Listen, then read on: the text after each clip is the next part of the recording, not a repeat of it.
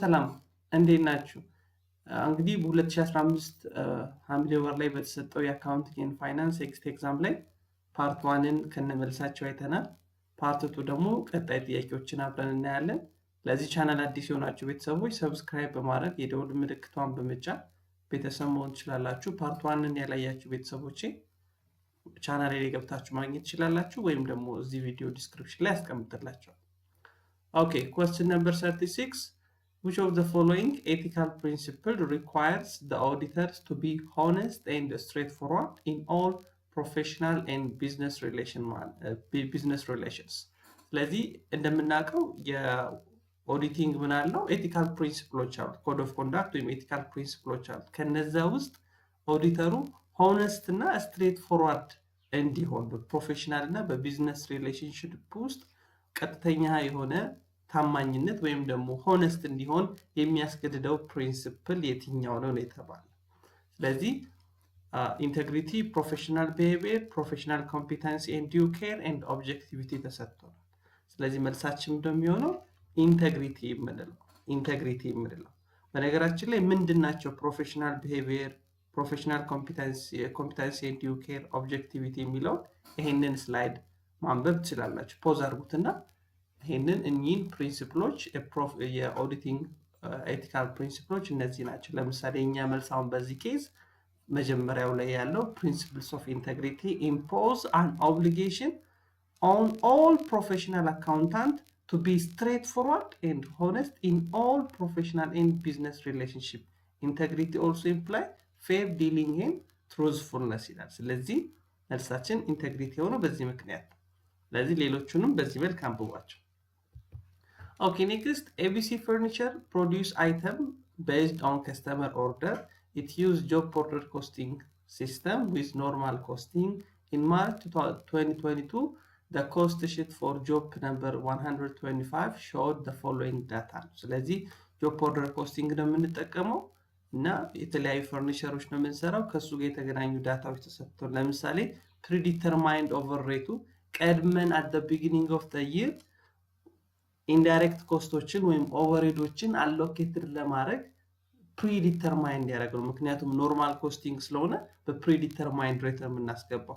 አክቹዋል ኮስቲንግ ቢሆን በአክቹዋል ሬት ነው የምናስገባው። ስለዚህ ፕሪዲተርማይንድ ሬት ፐር ማሽን ሃወር ተሰጥቶናል። ስለዚህ ኦቨርሄድ ኮስቶችን ወደ ፕሮዳክቱ የምናስገባው ማሽን ሃወርን በመጠቀም ነው ማለት ነው። ቴን ዳይሬክት ማቴሪያል ዩዝዱ 8000 ብር ተሰጥቶናል። ዳይሬክት ሌበር ሬት ፐር ሃወር ለአንድ ዳይሬክት ሌበራችን በሰዓት የምንከፍለው ስንት ነው? 19 ብር ነው።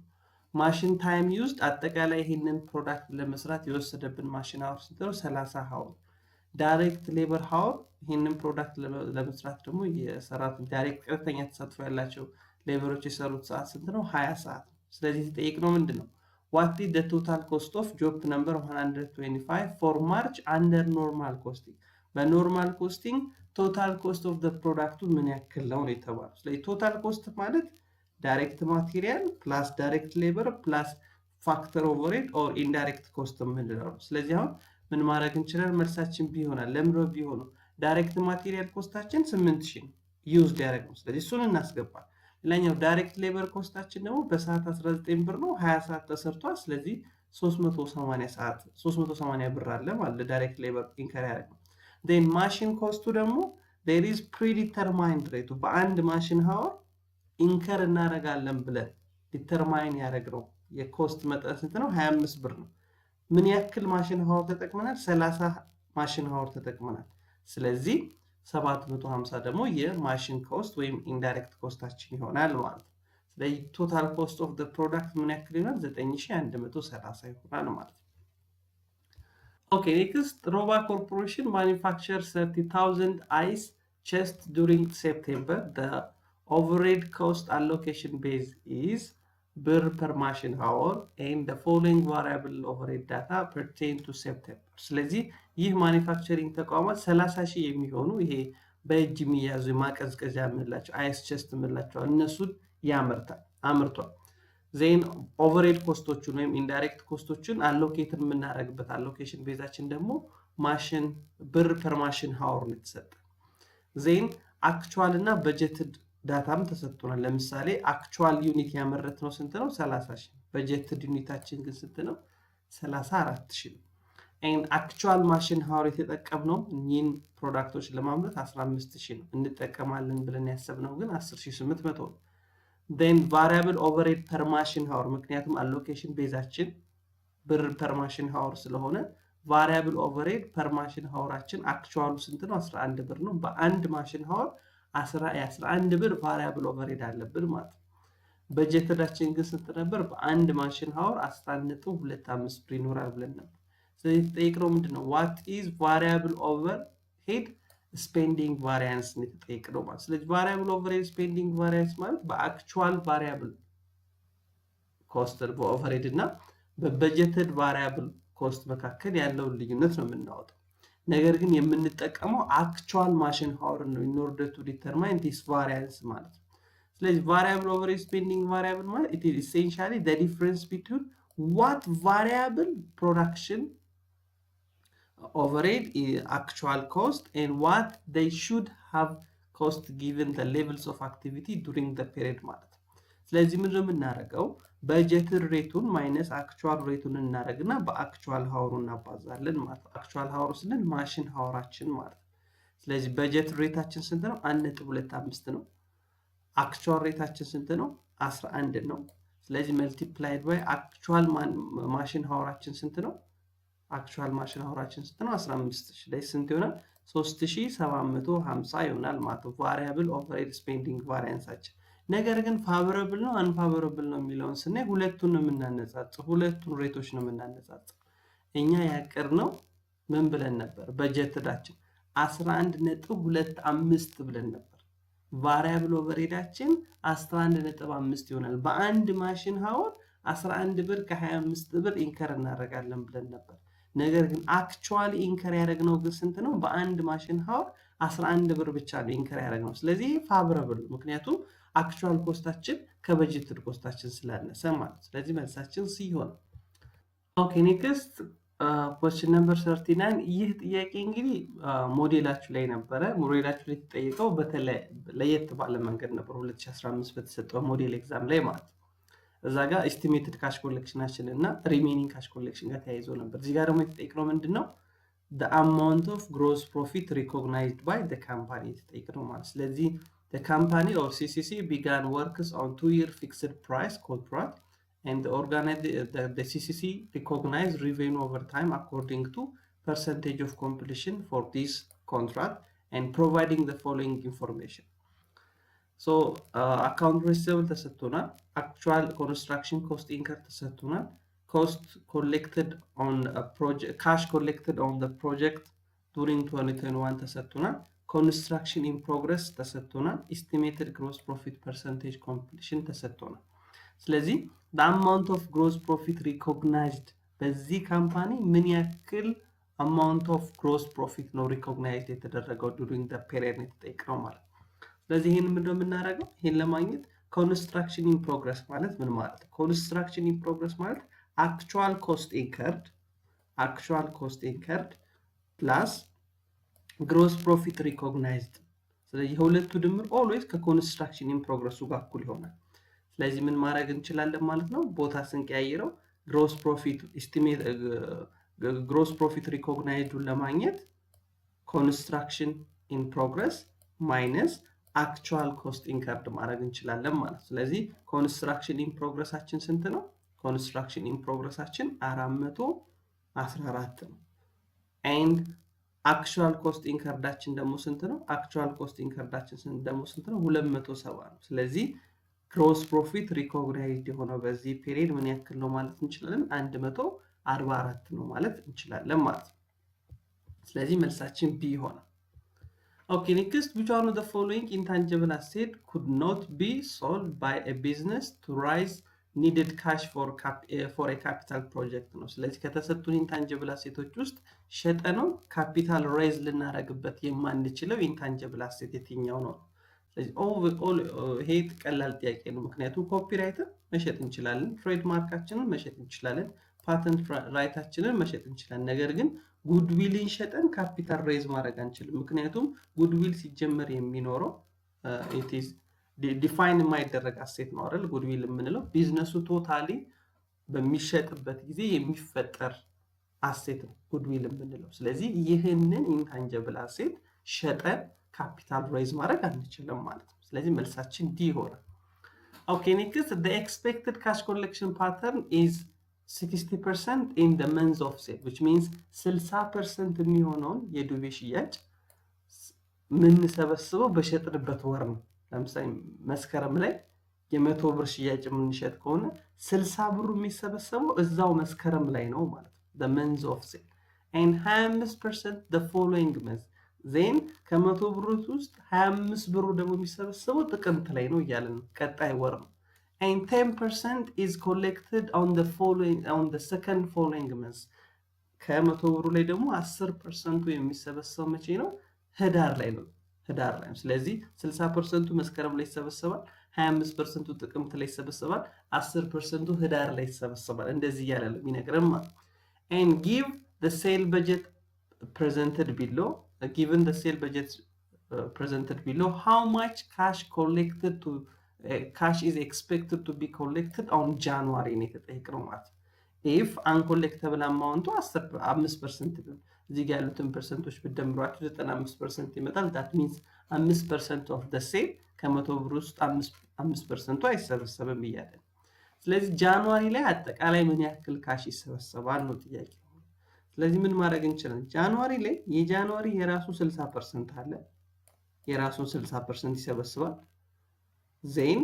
የዲሴምበርን ደግሞ ስንት ፐርሰንት ይሰበስባል 25% ይሰበስባል 25% ይሰበስባል አጌን የማን አለ ደግሞ ሌላ ይሄ 25% ሰበሰበ የኖቬምበርን ደግሞ 10% ይሰበስባል 10% ይሰበስባል ስለዚህ የሶስቱ ድምር ጃንዋሪ ላይ የሚሰበሰበው ካሽ ይሰጠናል ማለት ነው ለጃንዋሪ ላይ 60% of January sale 25% of December sale እና 10% of November sale ይሆናል ስለዚህ ይሄንን ስናባዛ ስንት እናገኛለን ማለት ነው 41000 እናገኛለን ጃንዋሪ ላይ የሚሰበሰበው የካሽ መጠን ምን ያክል ነው ማለት ነው 41000 ነው ማለት okay next if accrued liability expense of 5000 is not recorded which one of the following is correct ስለዚህ accrued liability የ5000 ብር accrued liability ካልተመዘገበ ከተሰጡን ውስጥ የትኛው ነው ትክክል ነው የተባለው ስለዚህ accrued expense የምንለው ምን ብለን ነው የምንመዘግበው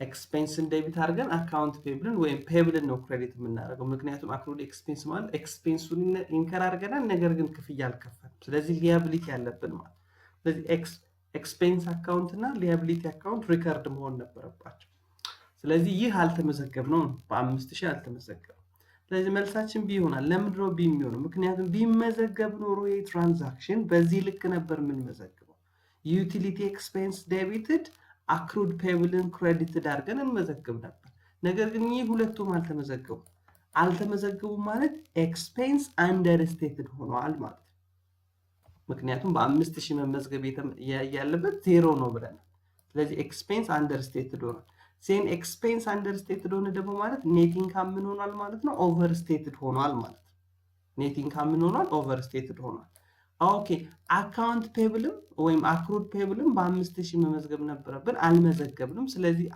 ሊያቢሊቲያችን 0 ነው ብለን እያሰብን ስለሆነ ሊያቢሊቲን ምን አድርገናል አንደርስቴትድ አድርገናል ኤክስፔንስ ምን አድርገናል አንደርስቴትድ አድርገናል ስለዚህ ከተሰጡን ውስጥ ይሄን ኤክስፔንስ will be overstated no ኤክስፔንስ አንደርስቴትድ ነው የሚሆነው liability will be understated yes this one is correct መልስ and owner's equity ይሄን አፌክት ያደርገው owner's equity net income will be understated no net income understated ሳይሆን የሚሆነው overstated ነው የሚሆነው ምክንያቱም expense understated ከሆነ net income overstated ነው የሚሆነው ማለት ስለዚህ መልሳችን B ይሆናል ማለት okay next according to international accounting standard board framework the two criteria required for incorporating item into the income statement or statement of financial position are that ስለዚህ በኢንተርናሽናል አካውንቲንግ ስታንዳርድ ቦርድ ፍሬምወርክ መሰረት any item income statement እና ባላንስ ሺት ላይ እንዲካተት ማሟላት ያለበት ክራይቴሪያ አለ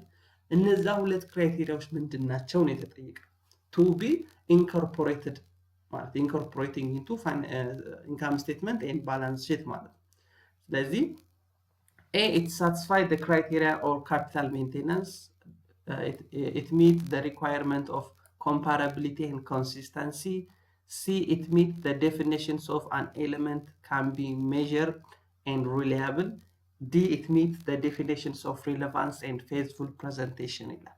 ስለዚህ መልሳችን ምንድነው የሚሆነው? ሲ ነው የሚሆነው። መልሳችን ሲ ነው የሚሆነው።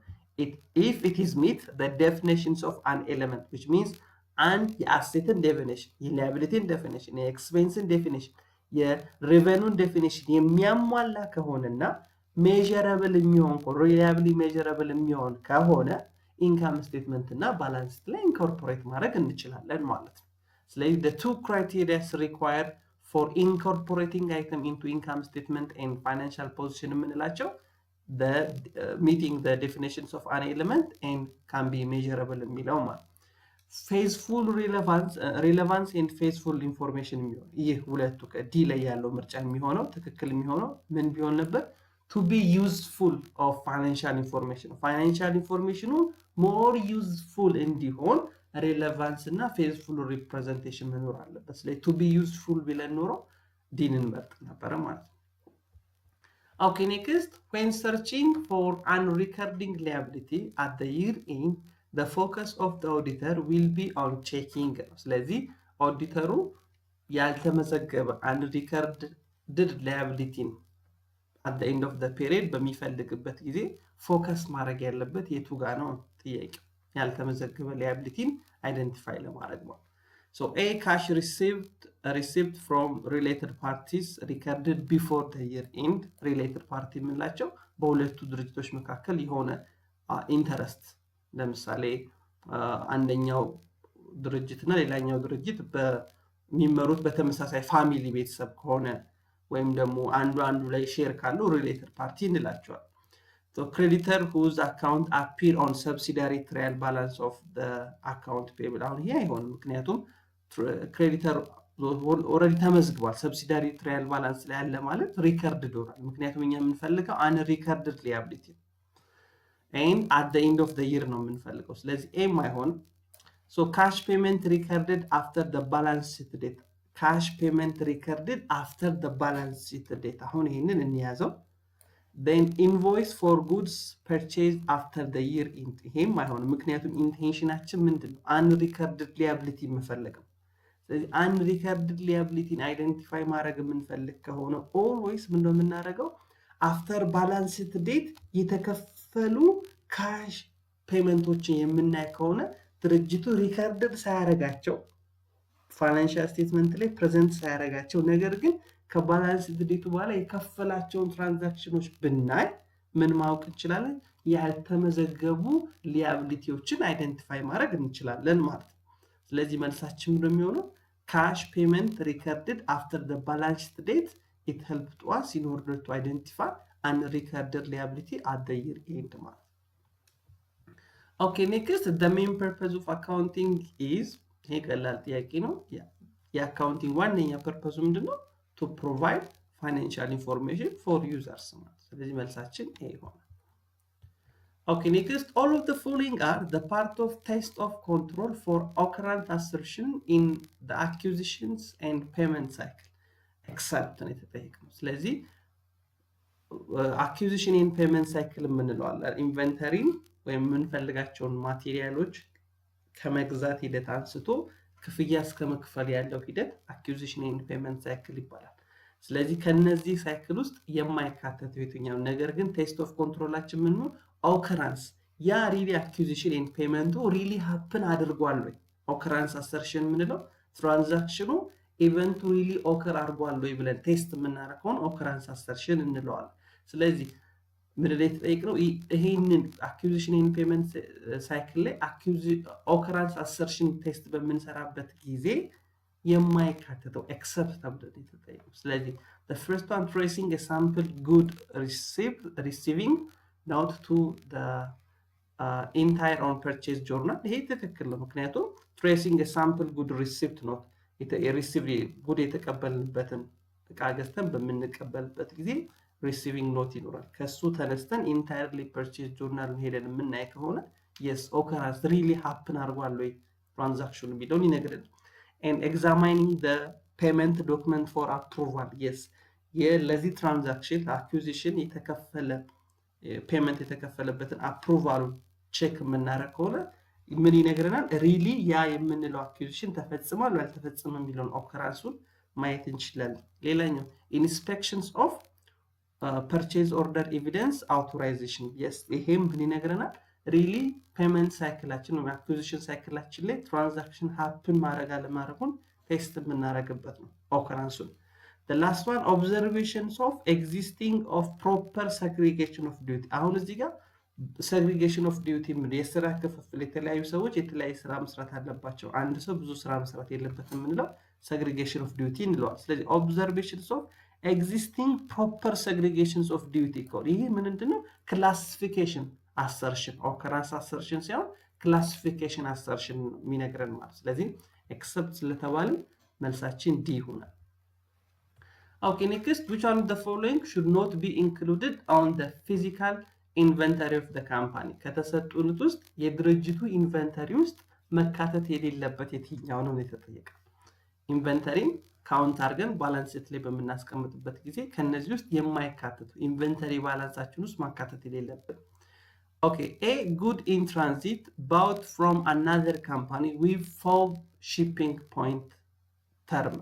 ለፎብ ሺፒንግ ከሆነ የእቃው ባለቤት የምንሆነው እቃው ከሴለሩ ሲጫን ስለዚህ yes good in transit ቢሆንም በፎብ ሺፒንግ አግሪመንት የምንገዛው ከሆነ at the time of shipment we take the ownership of that product that's why it should be added on our inventory balance የኛ ኢንቨንተሪ ባላንስ ላይ መደመር አለበት ስለዚህ ይሄ a ትክክል ነው መካተት አለበት b good held on consignment from another company አሁን እዚች ጋር ይሄንን ያዙት መለስበታል C good shipped on consignment to another company እኛ ኢንቨንተሪዎቻችንን ለሌላ ድርጅቶች በኮንሳይመንት ሰተን ሸጠው ለነሱ ኮሚሽናችን ወስደው ለኛ የተስማማንበት ገንዘብ እንዲሰጡ በኮንሳይመንት አግሪመንት ከሰጠናቸው ያ የሰጠናቸው ኢንቨንተሪ የኛ ኢንቨንተሪ ነው They are not take the ownership of the product. ስለዚህ የኛ ኢንቨንተሪ ባላንስ ላይ መካተት አለበት። ስለዚህ ሲም ትክክል።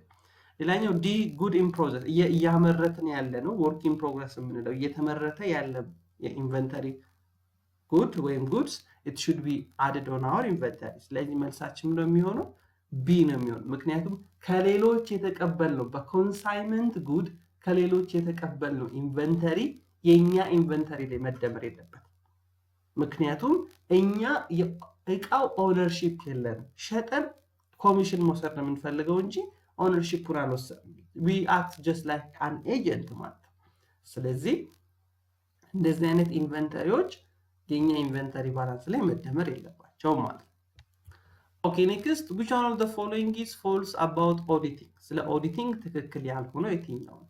ይሄም ቀላል ጥያቄ ነው ለምሳሌ ከዲ ብንጀምር it involve communicating the result to users yes የኦዲቲንግ ሪዛልታችንን ለዩዘርሶች ኮሙኒኬት እናደርጋለን ለቦርድ ኦፍ ዳይሬክተር ለሼር ሆልደሮች ፕሬዘንት እናደርጋለን በተለያየ መንገድ ኮሙኒኬት እናደርጋለን involve checking the information with established criteria yes financial statement የተዘጋጀው በestablished criteria by IFRS መሰረት ነው ወይ ብለን ኤግዛማይን እናደርጋለን yes it involve the task evaluations of evidence yes ያሉንን ኤቪደንሶች በሙሉ ምን እናደርጋለን ኢቫሉዌት ያደርጋለን ምክንያቱም ኦፒኒየን የምንሰጠው በኤቪደንሶቻችን ላይ ቤዝ ሆነን ስለሆነ ማለት ስለዚህ መልሳችን እንደሚሆነው false ለሚል it involve the task of recording business transaction ላይ ምንም አይነት ሪከርድ አያደርግም ተመዝግቦ ፋይናንሻል ስቴትመንት የተዘጋጀውን ኤግዛማይን የምናደርገው እንጂ we are not involving recording a business transactions ማለት ስለዚህ መልሳችን ኤ ሆነ Okay, next, a journal entry debited cash in transit and credited investment in branch is required for. ስለዚህ journal entry በሆም ኦፊስ እና በብራንች በሚመዘገብበት ጊዜ cash in transit debit አድርገን investment in branchን credited የምናደርገው በምን ጊዜ ነው የተጠየቀው። ስለዚህ አሁን እዚህ ጋር በቀላሉ ምን ማድረግ እንችላለን? investment in branch ይላል አይደል?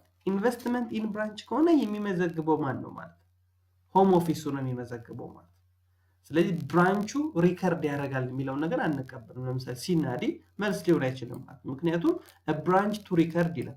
ብራንች ቱ ሪከርድ ነው። ይሄ ትራንዛክሽን የሚመዘገበው በማን ነው? በሆም ኦፊስ ነው። ምክንያቱም ኢንቨስትመንት ኢን ብራንች የሚለው አካውንት ያለው ማን ጋር ስለሆነ ነው? ሆም ኦፊሱ ጋር ብቻ ስለሆነ።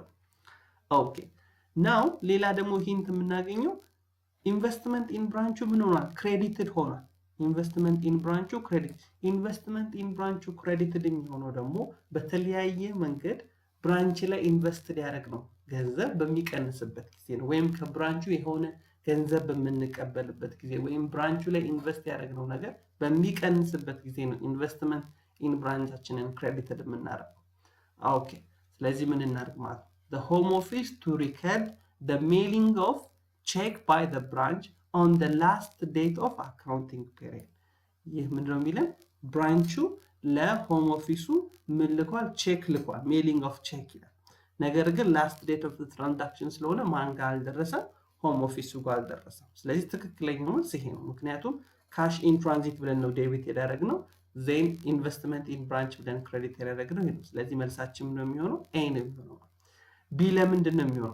ለማይሆንበት ምክንያት the home office to record a mailing of check to the branch ይላል። ሆም ኦፊሱ ለብራንች ከሆነ የሚልከው ኢንቨስትመንት ኢን ብራንቹ ዴቢትድ መሆን ነበረበት። ኢንቨስትመንት ኢን ብራንቹ ዴቢትድ ሆኖ ካሽ ኢን ትራንዚቱ ኢንቨስትመንት ኢን ብራንቹ ዴቢትድ የሚሆን ከሆነ ነበር ይሄ ትክክል የሚሆን። ነገር ግን አሁን ክሬዲትድ ስለሆነ ምን እያደረግን ነው? ከብራንቹ የሆነ ገንዘብ እየተቀበልን ነው ማለት። ስለዚህ መልሳችን ኤ ይሆናል ማለት። ኦኬ ኔክስት ይሄም ጥያቄ ባለፈው የሰራነው ሞዴል ኤግዛም ላይ ተመሳሳይ ጥያቄ አለ። ስለዚህ ጠይቅነው what is additional fund needed for a coming year ነው። ስለዚህ በዚህ ቺፍ ኤክዚኪዩቲቭ ኦፊሰሩ የፊርሙን ፎርካስት አስቀምጧል። አጌን ፕሮፊት ማርጂኑን ወይም ኢኒሻል ፔአውት ሬሽዮ ተሰጥቶናል። ላስት ሴሉ ተሰጥቶናል። ሴል ግሮዝ ተሰጥቶናል። የአሴት ባላንስ፣ አካውንት ፔብል፣ ኖት ፔብል፣ አክሩድ ፔብል ሁሉም ተሰጥቶናል። ስለዚህ ምን ያክል አማውንት ኦፍ አዲሽናል ፈንድ ኒድድ ያስፈልገናል? ያሰብነውን ያክል ፎርካስታችንን ሳትስፋይ ለማድረግ ምክንያቱም ሴል ግሮዛችን በስንት ፐርሰንት ይሆናል ብለን ነው ግሮዝ ኤክስፔክት ያደረግነው? በ30%። ስለዚህ ፊርሙ በፉል ካፓሲቲ የሚሰራ ከሆነ ምን ያክል additional fund needed ያስፈልገናል? ምክንያቱም the chief executive officer wanted to forecast the firm's additional fund needed ነው የተጠየቅነው ማለት። ስለዚህ ምን ነው የምናደርገው? additional fund needed ማለት ምን ማለት ነው? changing asset minus changing liability minus changing retaining ነው። ስለዚህ የchanging asset የchanging liability እና changing retaining ሰርተን የሶስቱን ልዩነት ስንሰራ ምን ያክል additional fund needed ምን ያክል additional ተጨማሪ ፈንድ እንደሚያስፈልገን ማወቅ እንችላለን ማለት። ስለዚህ መልሳችን ይሆናል። ለምን ወዲህ የሚሆን? ምክንያቱም አዲሽናል ፈንድ ኒድድ ማለት ቼንጂንግ አሴት ማይነስ ቼንጂንግ ላያቢሊቲ ማይነስ ቼንጂንግ ሪቴኒንግ። ስለዚህ ፔአውት ሬሻችን ስንት ነው? ፔአውት ሬሻችን ከምናገኘው ዲቪደንድ ላይ ከምናገኘው ኔት ኢንካም ላይ የምንከፍለው በዲቪደንድ መልክ እንከፍላለን ብለን ያሰብነው ስንት ነው? 60%። ስለዚህ ቼንጂንግ አሴቱን ለማግኘት በፉል ካፓሲቲ ስለሆነ የምንሰራው ሴሉ ግሮዝ ባደረገበት ፐርሰንቴጅ አሴቱን ግሮዝ ያደርጋል ብለን ኤክስፔክት እናደርጋለን። ስለዚህ አሴቱ 500 ነበር፣ በ30% ሲጨምር በስንት ቼንጅ ያደርጋል ማለት ነው? በ150 ጨምሮ 650 ይሆናል። then changing liability ጋር ስትመጣ changing liability በነገራችን ላይ changing liability ስትሰሩ always መጠቀም ያለብን አካውንት ፔብል እና አክሩድ ፔብል ነው። ምክንያቱም እነዚህ liabilityዎች ምንድናቸው? ሳምንታኔስ liability የምንላቸው ናቸው። ከፕሮዳክሽን ሌቭላችን ጋር ወይም ከአገልግሎታችን ጋር አብሮ ከፍ የሚሉ ከሴሉ ጋር ሪሌትድ የሚያደርጉ ላያቢሊቲዎች ሳምንታኔስ ላያቢሊቲ እንላቸዋል። ስለዚህ እነሱን ነው የምንጠቀመው። ኖት ፔብል it is not simultaneous liability, that's why we are not used for the calculations of additional fund needed ማለት። ስለዚህ ሊያቢሊቲው ስንት ሆነ ማለት 70 ይሆናል። በ30% ስናባዛው ሊያቢሊቲው በምን ያክል ቼንጅ ያደርጋል ማለት ነው? በ21 ሚሊየን ቼንጅ ያደርጋል ማለት ነው። ኢንክሪዝ ያደርጋል። ሌላኛው ሪቴኒንግ ቼንጁን ለማግኘት ደግሞ ኢንክሪዚንግ ሪቴኒንጉን ለማግኘት ምን እናድርግ? ፎርካስትድ ሴል መልቲፕላይድ ባይ ፕሮፊት ማርጂን መልቲፕላይድ ባይ ቢ ምን ነው? ሪቴንሽን which means 60% በዲቪደንድ መልክ እንከፍላለን ካልን 40ውን ሪቴን እያደረግን ነው ማለት ነው። ኦኬ ፎርካስትድ ሴልን ደግሞ ፎርካስት የምናደርገው ስንት ነበር ላስት ይር ሴላችን 350 ሚሊዮን ነበር ስለዚህ በ30% ያድጋል ማለት ስንት ይሆናል ማለት ነው ይሄንን ለማወቅ ምን እናደርጋለን 350 ሲባዛ በ1.3 ምክንያቱም 1.3 ያደርግነው 1 + 0.3 ስንት ይሰጣል 1.3 ይሰጣል ይህ ምን ይነግረናል ማለት ነው ሴሉ በምን ያክል ግሮዝ አድርጎ ስንት እንደሚሆን በሚቀጥለው አመት ምን ያክል ሴል ይኖራል ከነ ግሮዙ ማለት 30% የ350 30% ሰርተን 350 ላይ መደመር እንችላለን ማለት ነው then multiplied by profit marginአችን ደግሞ ስንት ፐርሰንት ነው 5% profit marginአችን then multiplied by retention ratio ወይም B 60% ለመክፈል አስበናል ስለዚህ 40%ን ሪቴን እናደርጋለን ስለዚህ ሪቴን ኢርኒንጋችን በምን ያክል ከፍ ይላል ማለት ነው በ9.1 ሚሊዮን ብር ማለት ስለዚህ አዲሽናል ፈንድን ይይዙ ስንት ይሆናል ማለት ነው 119.9 ሚሊዮን ይሆናል ማለት Okay, next on January 2, 2021, Triple Inc. purchased equipment with the cost of 10,440,000, a useful life of 10 years and no salvage value. ስለዚህ በ2021 equipment ገዝተና 10,440,000 ብር ነው ያወጣንበት useful life 10 አመት ነው እና ምንም አይነት salvage value የለውም. And the companies use a straight line depreciation method ነው የምንጠቀም. ነገር ግን at December 31st 2021 and December 31st 2022 the companies determine the impairment indicators are present ስለዚህ ምን ብሏል በ2021 እና በ2022 እና በ2022 ኢምፔርመንት ሊኖር እንደሚችል ኢንዲኬተሮች ታይቷል እንግዲህ እነዚህ ኢንተርናል ኢንዲኬተር እና ኤክስተርናል ኢንዲኬተር የምንላቸዋለን ፕሮዳክቱ በሚጎዳበት ጊዜ ማርኬት ቫልዩ በሚቀንስበት ጊዜ የምናመርትበት በፊት ብዙ እንጠቀምበት ነበር አሁን ብቃቱ በሚቀንስበት ጊዜ እና የተለያዩ በማርኬት ኢንተረስት ሬት ከፍ ዝቅ በሚልበት ጊዜ የአሴቱ ኢምፔርመንት ኢንዲኬተር ብለን ልንወስዳቸው እንችላለን ስለዚህ እነዛን ኢንዲኬተሮች አይቷል ዘን ዳታዎች ተሰጥተውናል ሶ በ2021 የነበረው ፌር ቫልዩ ለስ ኮስት ቱ ሴል እና ፌር ቫልዩ ለስ ኮስት ቱ ሴል እና ቫልዩ ኢን ዩዝ ተሰጥተውናል ስለዚህ አሁን ከሁለቱ ሪከቨረብል አማውንታችን የትኛው ነው ትልቁን ነው የምንወስደው this one is the recoverable amount የ2022ም ተሰጥቶናል ፌር ቫልዩ ለስ ኮስት ቱ ሴል እና ቫልዩ ኢን ዩዝ so which one is the recoverable amount ይሄ recoverable amount ትልቁ then ነገር ግን የተጠየቀው ምንድነው there is no change in assets of life or salvage value so the 2022 profit or loss statement ላይ ምን ያክል ሪፖርትድ ይሆናል በ2022 ምን ያክል profit and loss statement ላይ related to impairment ምን ያክል ሪፖርት ይሆናል ነው የተጠየቀው ስለዚህ የ2021 መጀመሪያ እንስራ ዲፕሪሲዬሽኑን መስራት አለብን መልሳችን ሲ ነው የሚሆነው ለምን ነው ሲ የሚሆነው መጀመሪያ ምን አደረግን ኮስቱን ለ10 አመት አካፈልን ምክንያቱም ኤስቲሜትድ ዩዝፉል ላይፍ 10 ስለሆነ ሳልቫጅ ቫልዩ 0 ስለሆነ በየአመቱ ምን ያክል ዲፕሪሺየት ያደርጋል ማለት ነው 1,044,000 ዲፕሪሲዬሽን ኤክስፔንስ አለ ስለዚህ አንድ አመት ዲፕሪሺየትድ ካደረገ በኋላ ቡክ ቫልዩ ስንት ይኖራል 9,396,000 ብር ይኖራል ሶ አሁን ሪከቨረብል አማውንታችን ስንት ነው 9,350,000 ነው ቡክ ቫልዩአችን ደግሞ ስንት ነው 9,396,000 ስለዚህ ምን ሆኗል ማለት ነው ኬሪንግ ቫልዩ ከቡክ ቫልዩ ስለበለጠ ኬሪንግ ቫልዩ 9,396,000 ከሪከቨረብል አማውንቱ ስለበለጠ ኢምፔርመንት ሎስ አለ ስለዚህ በ2021 46,000 ምን ብለን ነበር ኢምፔርመንት ሎስ አለ ብለን ፕሮፊት ኦር ሎስ አስገብተን ነበር ነገር ግን እኛ የተጠየቅነው የ2022 ስለዚህ የ2022 ላይ ደግሞ ምንድነው የምናደርገው ይሄኛው የ2021 በኢምፔርመንት የሰራ ነው ቡክ ቫልዩ የ2022 ትክክለኛ ዋጋው ይሆናል የአስቴቱ እንደ ፐርቼዚንግ ቫልዩ ነው የምንቆጥረው እንደ ኮስቱ ነው የምንቆጥረው ከዚህ በኋላ ምክንያቱም ኢምፔርመንት ሰርተን ያገኘነው ዋጋ ስለሆነ ነው ይሄኛው ሳይሆን ይቅርታ እቺኛው የቫልዩ ኢን ዩዝድ ብለን የኢምፔርመንት ቴስት ያደረግንበት ማለት ነው ኢምፔርመንት ቴስት ይሄኛው ላጥፋ ይቅርታ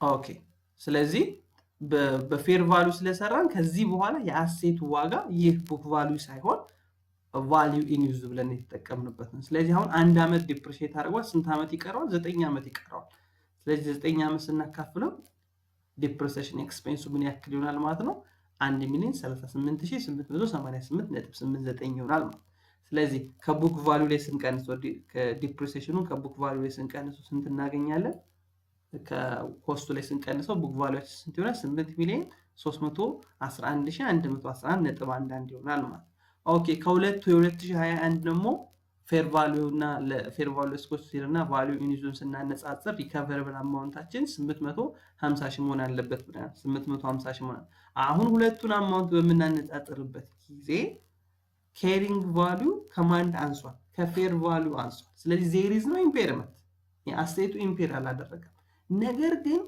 አምና ኢምፔር አድርጓል ብለን በ46 ሚሊዮን ምን አድርገናል ሬዲዩስ አድርገናል ስለዚህ ሪከቨር ማድረግ እንችላለን ኢምፔርመንትን እስከ 46000 ድረስ ሪከቨር ማድረግ እንችላለን ስለዚህ በ2022 የሁለቱን ልዩነት ስናወጣ 38888.89 ሪከቨረብል ኦፍ ኢምፔርመንት ሎስ አምና ኢምፔር ያደረግነውን አሴት ሪከቨር እናደርገዋለን ማለት ምክንያቱም በሁለተኛው ዓመት ምንም ኢምፔርመንት ስለሌለው እስከ 46000 ድረስ መመለስ ስለምንችል መልሳችን ሲ ይሆናል ማለት Okay, next, the investment category for which the investor's positive intent and ability to hold is important.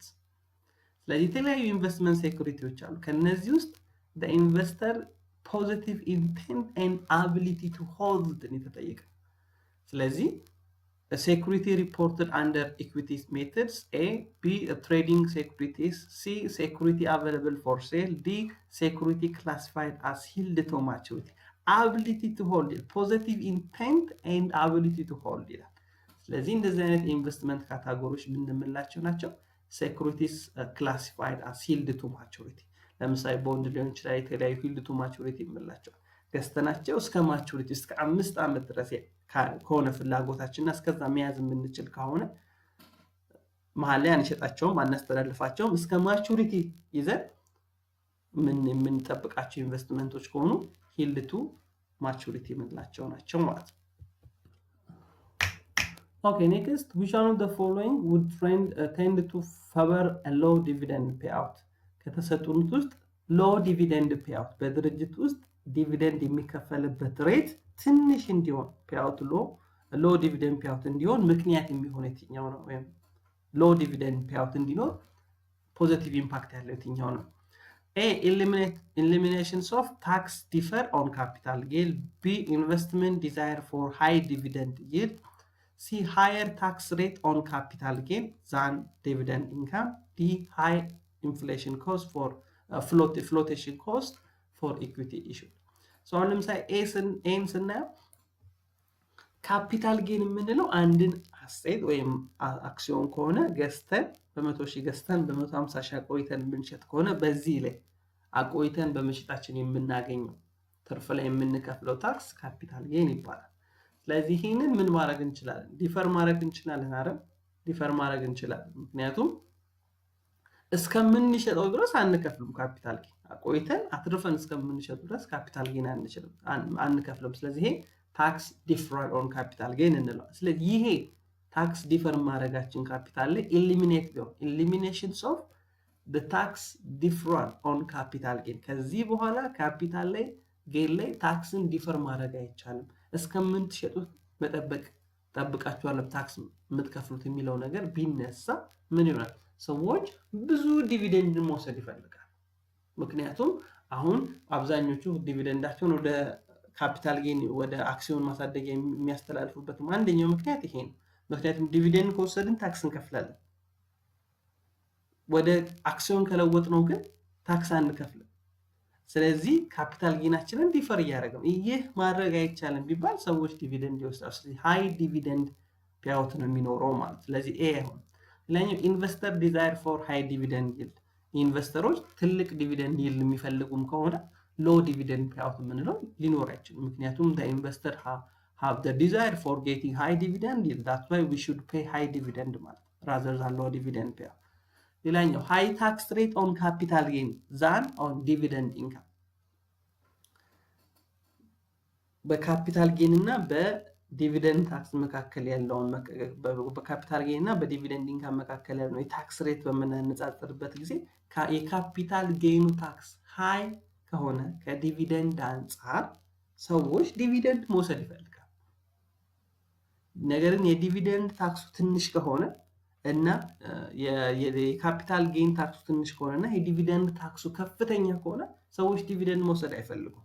ስለዚህ በዚህ ኬስ ሃይ ታክስ ሬት ኦን ካፒታል ጌን አክሲዮኑ ባቆየን ቁጥር የምንከፍለው የታክስ ሬት ትልቅ ነው። ዲቪደንድ ብንቀበል ግን ትንሽ ነው። ስለዚህ ብዙ ዲቪደንድ እንፈልጋለን። ስለዚህ ሃይ ዲቪደንድ ፔአውት ይሆናል rather than low dividend payout ማለት ነው።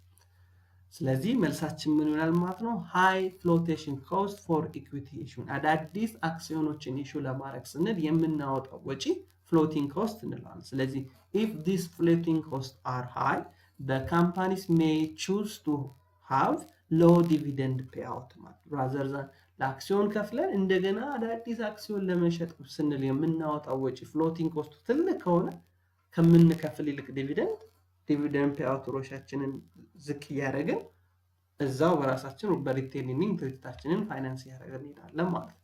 ስለዚህ መልሳችን ዲ ይሆናል።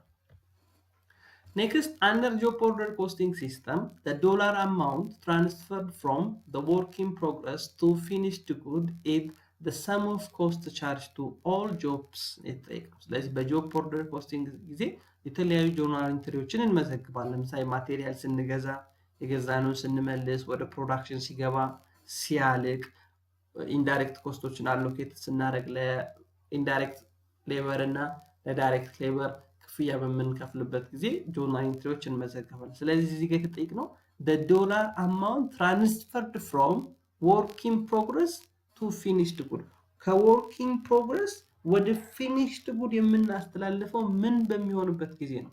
when the goods are completed የተመረተው ምርት completed ሲሆን ነው። finished goodን ዴቢት አድርገን working progressን ክሬዲት እናደርጋለን። እስከዛሬ working progressን ላይ ስንመዘግብ የነበረውን አማውንት በሙሉ ዶላር አማውንቱን ወደ finished good ትራንስፈር እናደርገውና finished goodን ዴቢት እናደርጋለን፣ working progressን ክሬዲት እናደርጋለን። ስለዚህ መልሳችን ምንድን ነው የሚሆነው? ዲ ነው የሚሆነው። ምክንያቱም at the time of completed the product finished goodን ዴቢት working progressን ክሬዲት ስለምናደርግ ማለት ነው። Okay, next cost volume profit analysis ወይም CVP analysis assume all of the following except ነው የተጠየቀው። በCVP analysis ጊዜ assume ብለን የምንይዛቸው ነገሮች አሉ። ስለዚህ except ያልሆነው የትኛው ነው የተጠየቀው። ስለዚህ A total variable cost remain the same over the relevant range። ስለዚህ ጋር መቆም እንችላለን። total variable cost remain the same no total variable cost ሌቭልስ ኦፍ ሬንጃችን ወይም ሌቭልስ ኦፍ ፕሮዳክታችን በተለዋወጠ ቁጥር ቶታል ቫሪያብል ኮስትም አብሮ ምን ያደርጋል? ቼንጅ ያደርጋል፣ ይጨምራል። በቀነሰ ቁጥር ይቀንሳል፣ በጨመረ ቁጥር ይጨምራል። ስለዚህ ቶታል ቫሪያብል ኮስት ሪሜን the same over relevant range የሚለው ትክክለኛ መልስ አይሆንም ማለት ነው። ቢ all costs are variable or fixed yes ኮስቶች ቫሪያብል እና ፊክስድ ተብሎ based on their behavior ይከፋፈላሉ። yes ትክክል ነው። ቶታል ፊክስድ ኮስት ሪሜን the same ቶታል ፊክስድ ኮስት አሁን yes ከሌቭል ኦፍ ሪሌቫንት ሬንጅ ጋር ወይም ከፕሮዳክት አክቲቪቲ ከፕሮዳክት ዩኒቱ ጋር ምን አይሆንም አብሮ ከፍ ዝቅ አይልም። ስለዚህ ይሄ ትክክል ነው። ዩኒት ማኒፋክቸርድ ኤንድ ዩኒት ሶልድ አር ኢኳል ይሄም ትክክል ነው። ስለዚህ መልሳችን ኤ ነው የሚሆነው ማለት ነው። ኦኬ ኔክስት which one of the following is not a reason for retail inventory method is used widely። ስለዚህ ኢንቨንተሪ ኮስታችን ስፔሻል ኢንዲንግ ኢንቨንተሪ ኮስትን ዲተርማይን በተለያየ ጊዜ ኤስቲሜት ልናደርግ እንችላለን። በእሳት አደጋ ወድሞብን፣ በሌባ ተሰርቆብን ወይም ፔሪዮዲክ ኢንቨንተሪ ሲስተም እየተከተልን at the middle of the year ፋይናንሻል ስቴትመንት ማዘጋጀት በምንፈልግበት ጊዜ rather than counting physically we may estimate ending inventory። ስለዚህ ሁለት አይነት ሜቶዶች አሉ፣ ሪቴል ሜቶድ እና ግሮስ ፕሮፊት ፐርሰንቴጅ ሜቶድ አለ። ስለዚህ የተጠየቀው ምንድነው? which one of the following is not a reason the retail inventory method is widely used። ሪቴል ኢንቨንተሪ ሜቶድን ብዙ ጊዜ እንድንጠቀምበት ምክንያት የማይሆን የትኛው ነው? A to defer income tax liability, B as a control measurement in determining inventory storage, C to pertain the computations of net income without a physical count of inventory, D for insurance information. So ይሄ የስተክክል ምክንያቱም ቅድም እንዳልኳችሁ በእሳት አደጋ በምናምን ጠፍቷል አልቆጠር ነው። ስለዚህ ለኢንሹራንስ ፐርፐስ ኢንዲንግ ኢንቨንተሪ ኤስቲሜት መደረግ አለበት። ሪቴል ሜትድን እንጠቀማለን። yes net income ዲተርማይን ማድረግ እንችላለን without physical count ማለት ምክንያቱም ፔሪዮዲካል ቅድም እንዳልኳችሁ ማለት and we as a control measure in determining inventory shortage በተለያየ ምክንያት ሊያጋጥም ይችላል። ስለዚህ we can use retail method in order to determine our ending inventory. So note ለሚል መልሳችን ምን ይሆናል ማለት ነው? To defer income tax liability, it is not related to income tax liability. ከኢንካም ታክስ ላያቢሊቲ ጋር አይገናኝ። ኢንካም ታክስ ላያቢሊቲያችንን ዲፈር ለማድረግ ዛንድሮ የምንከፍለውን ታክስ ወደፊት ወደ ቀጣይ ዓመት ዲፈር ለማድረግ እንጠቀምበታለን እያለን ነው። This is not the reason for using retail inventory method ማለት ስለዚህ መልሳችን ኤ ነው። Okay, next, which one of the following is false about cost allocation method? ስለዚህ cost allocation ስንል we may have different allocation methods አሉ especially supporting department እና production department ብለን ዲፓርትመንቶቻችን ልንከፍል እንችላለን። ፕሮዳክሽን ዲፓርትመንት የምንለው ቀጥታ ከምርት ሂደቱ ጋር ግንኙነት ያለው ዲፓርትመንቶች ፕሮዳክሽን ዲፓርትመንት፣ ሰፖርቲንግ ዲፓርትመንት ደግሞ የምንለው ፕሮዳክሽን ዲፓርትመንት ስራውን እንዲሰራ ምን የምናደርግበት ነው ሰፖርት የምናደርግበት። ለምሳሌ አይቲ ሊሆን ይችላል፣ ሂውማን ሪሶርስ ሊሆን ይችላል፣ የሜንቴናንስ ዲፓርትመንት ሊሆን ይችላል። እነዚህ ሰፖርቲንግ ዲፓርትመንት እንላለን። ስለዚህ የሰፖርቲንግ ዲፓርትመንት ኮስቶች ወደ ፕሮዳክሽን ዲፓርትመንት አሎኬትድ መሆን አለበት። ስለዚህ አንድ ሰፖርቲንግ ዲፓርትመንት ካለ ሲንግል ሜተድ እና ዱዋል ሬት ሜተድ የምንላቸው ሜተዶች አሉ አሎኬት በምናደርግበት ጊዜ ማለት። ከአንድ በላይ ሰፖርቲንግ ዲፓርትመንቶች ካሉን ደግሞ ዳይሬክት ሜተድ፣ ስቴፕ ዳውን ሜተድ፣ ሪሲፕሮካል ሜተድ የምንላቸው አሉ። ስለዚህ አሁን እኛ የተጠየቅነው በዱዋል እና በሲንግል ሬት መካከል ያለውን ልዩነት ነው አሎኬሽን ላይ። ስለዚህ dual rate method provide a better information for decision making. Yes, when we compare single rate እና dual rate በምናነጻጽርበት ጊዜ dual rate it provide better information ምክንያቱም ኮስቱ ለሁለት ስለሚከፍል ቫሪያብል ለብቻ ፊክስድ ኮስት ለብቻ ከፍሎ የሁለቱንም በተለያየ ሬት አሎኬትን የሚያደርግልን። ስለዚህ this one is better information ይሰጣል። ሌላኛው a single method aggregate fixed and variable cost and allocated them to the object using single allocation base. This one is true. Single rate at the name indicated and total cost ብለን ሁሉንም fixed cost እና variable cost ደምረን then አንድ single rate አዘጋጅተን በዛ single rate ኮስቱን allocated የምናደርግ ከሆነ single rate እንለዋለን። ይህም ትክክል።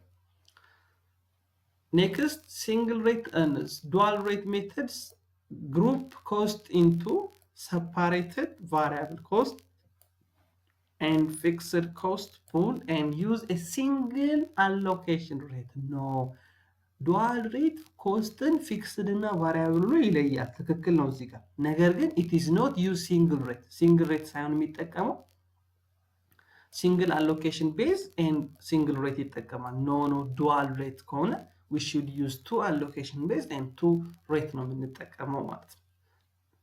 ስለዚህ መልሳችን ሲ ነው የሚሆነው መልሳችን። And D, a single rate method is relatively simple to apply. Yes, when you compare dual rate እና single rate በምናነጻጽርበት ጊዜ single rate simple ነው ማለት። ስለዚህ መልሳችን ሲ ይሆናል። Okay, next, Ortiz Corporation, a manufacturing of household paints, in preparing annual financial statement at December 31st to 2022. Because of recent proven health hazard in one of its paints, the government has clearly indicated its intention of having Ortiz recall all kinds of its paints sold in last 6 months. The management of Ortiz estimated that this recall would cost 800,000. What is the accounting equation, if any, should be recorded this situation? ስለዚህ ይህ ካምፓኒ ሃውስሆልድ ፔንት ወይም ቀለሞችን የቤት ቀለሞችን በማምረት ነው የሚሸጠው። ነገር ግን ምን ተብሏል? ሪሰንትሊ ከመረታቸው ምርቶች መካከል ሄልዝ ላይ ጉዳት የሚያመጡ አለ ተብሎ በገቨርንመንት ተብሏል። ጥናት ሊደረግ ታስቧል። so the government clearly indicated that ባለፉት 6 ወር የሸጣቸውን የቀለሞች ምን እንዲያደርግ የቀለም ጋሎኖች እንዲሰበስብ ሊጠይቀው እንደሚፈልግ አውቋል ይሄ ድርጅት። ስለዚህ ማኔጅመንቱ ብሏል ኦኬ ይሄንን ገቨርንመንት እንደዛ የሚያደርግ ከሆነ ባለፉት 6 ወር የሸጥኩትን ጋሎኖች ቀለም ጋሎኖች ሪኮል የሚያደርግ ከሆነ 800,000 ብር ሊያስወጣኝ ይችላል ብሎ ገምቷል። ስለዚህ ይህንን ትራንዛክሽን እንዴት ነው በአካውንቲንግ ይህንን ትራንዛክሽን አይደለም በርግጥ ይህንን ሲቹዌሽን እንዴት ነው የምንመዘግበው ነው የተጠየቀው። ስለዚህ አሁን እዚህ ጋር የኮንቲንጀንሲ ሊያቢሊቲን ኮንሰፕት ማስታወስ አለብን። ኮንቲንጀንሲ ሊያቢሊቲ የምንለው በአንሰርቴን በሆነ ፊውቸር ኢቨንት ሊሆን ወይም ላይሆን በሚችል እና ከኢንቲቲው ቁጥጥር በሆነ ኢንቲቲው ኮንትሮል የለው በፓስት ኢቨንት ምክንያት የመጣ ነው። ነገር ግን ይህ ሊያቢሊቲ ሃፕን የሚያደርገው ፊውቸርሊ የሆነ ኢቨንት ወይም ለምሳሌ በዚህ ኬዝ ገቨርንመንት እነዛን ጋሎኖች በ6 ወር የሸጥነውን ይሰብስብ ወይም አይሰብስብ አናውቅም።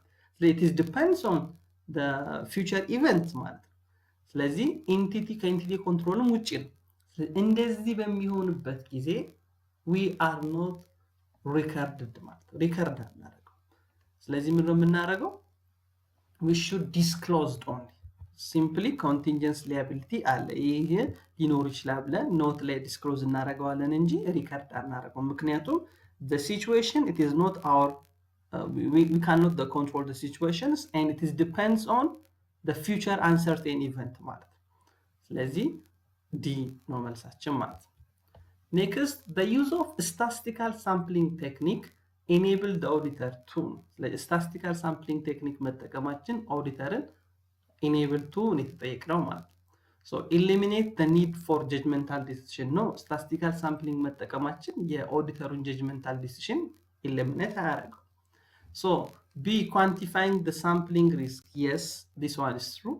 select perfect sampling sample ይሄም አይሆንም and to more subjective to be more subjective in evaluations of audit results not to be we are not subjective ሳይሆን ምን ነው ብዙ ጊዜ ነው objective ኖራል sampling statistical sampling የምንጠቀም ከሆነ ነው and to select BC ምን select perfectly represented sample ብዙ ጊዜ የምንፈልግ ከሆነ judgmental እንጠቀም እንችላል። ነገር ግን the use of statistical sampling technique enable the auditor to quantify sampling risk ሪስካችን ምክንያቱም ኳንቲፋይ ያደረግን ስለሆነ ፕሮባቢሊቲ እየሰራን ስለሆነ በዛ መሰረት ስለሆነ ዲተርማይን የምናደርገው we quantify the sampling risk ማለት በሳምፕሊንጋችን ምክንያት የሚመጣውን ሪስክ ዲተርማይን ማድረግ እንችላለን ማለት ነው።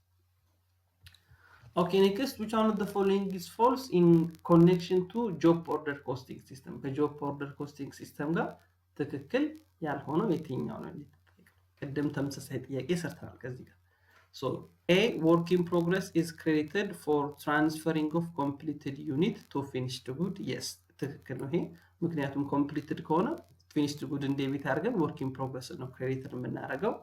B finished goods is debited for good completed and sold during the period አሁን እዚህ ጋር ከኤንድ በኋላ የመጣችው ትክክል አይደለም finished good yes debited for unit completed ነው ነገር ግን sold በሚሆንበት ጊዜ finished good credited ነው የሚሆነው እንጂ debited አይሆንም። ስለዚህ መልሳችን B ነው የሚሆነው ምክንያቱም false ስለሚል ማለት ነገር ግን the normal costing method ላይ work in progress is debited and factor overhead applied yes this one is true ነው and finished good is credited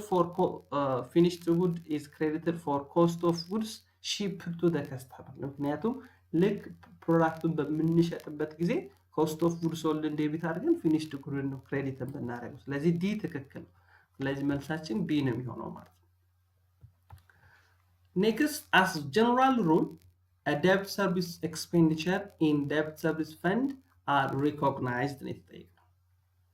ስለዚህ በደብ ሰርቪስ ፈንድ ላይ ደብ ሰርቪስ ኤክስፔንዲቸር እንደ ኤክስፔንዲቸር ኮንሲደር የሚደረገው መቼ ነው?